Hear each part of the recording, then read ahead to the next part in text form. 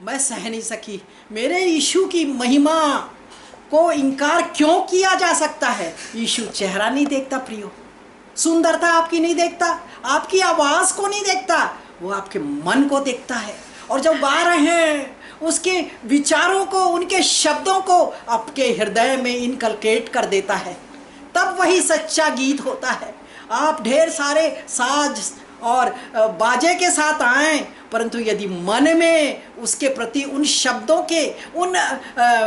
के अनुरूप आपके जीवन से लोगों को प्रकाश ना मिले तो सब व्यर्थ है प्रियो। तो इसलिए मैंने कहा कि बहुत अच्छा ये स्कीम है, और इसको मैं माले के समान पिरो करके बना करके मैं पेश करूंगी अपने प्रियों के, नागपुर के प्रियों को और अन्य भाग के प्रियों को जो वो अटेंड कर रहे हैं उस मीटिंग को।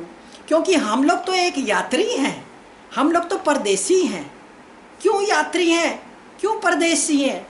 क्योंकि परमेश्वर ने जब पृथ्वी बनाई और वचन के द्वारा, शब्दों के द्वारा उन्होंने बनाया, परंतु मनुष्य को मट्टी के लोंदे से ऐसे बना बना के उनके शरीर की रचना की और अपने श्वास उनके नासिका छिद्र में, नेजल ओपनिंग में फूंक दी और वो एक जीवित प्राणी बन गया।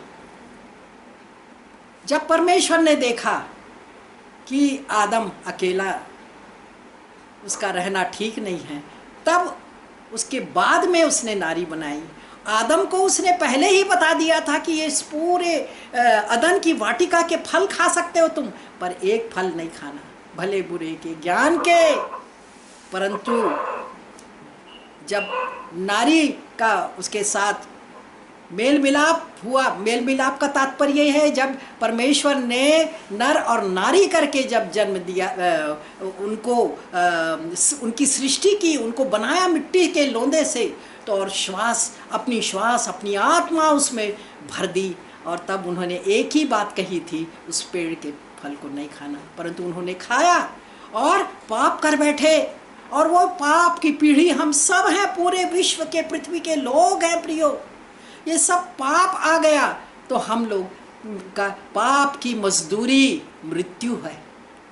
यदि पाप नहीं हुआ होता तो हम अजर अमर होते, परंतु अभी तो ये पाप हो चुका है, हमारे बाप दादों ने कर दिया, और उसका करने का फल जो मृत्यु है वो हमें भोगना है।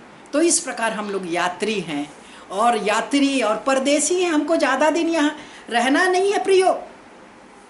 जैसे हम देखते हैं ये पहला पतरस में कहते हैं, दूसरा और उसका 11 में, हे प्रियो मैं तुमसे विनती करता हूँ कि तुम अपने आप को परदेसी और यात्री जानकर उन सांसारिक अभिलाषाओं से जो आत्मा से युद्ध करती है बचे रहो। हमको अभिलाषाओं से बचना है प्रियो। तो एक प्यारा सा गीत है, और वो प्यारा सा गीत है, यात्री हूँ मैं जग में प्रभु जी, चलता हूँ मार्ग में तेरा, वो निशान तू है यीशु जी, बंदरगाह तू मेरा, हाँ बंदरगाह तू मेरा। सोचा था मैं यह जग मेरा, खेस कुटुंब सब है प्यारा, धोखा कोई न सहारा, व्यर्थ ही व्यर्थ है सारा, व्यर्थ ही व्यर्थ है सारा। यात्री हूँ मैं जग में प्रभु जी, चलती हूँ मार्ग में तेरे, वो निशान तू है यीशु जी, बंदरगाह तू मेरा, हाँ बंदरगाह तू मेरा।